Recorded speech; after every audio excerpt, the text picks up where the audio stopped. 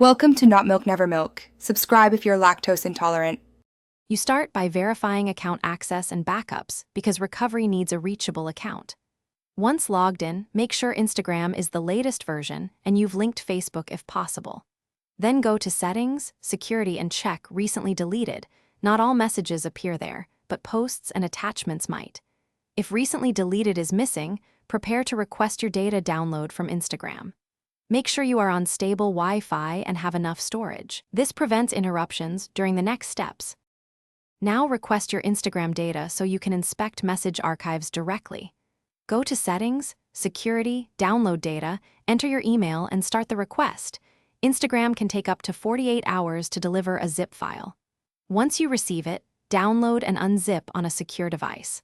Open Messages, JSON or thread files with a text viewer, and search for keywords or usernames. This shows whether deleted chats were archived at the time of the data snapshot, and it helps you identify recoverable content.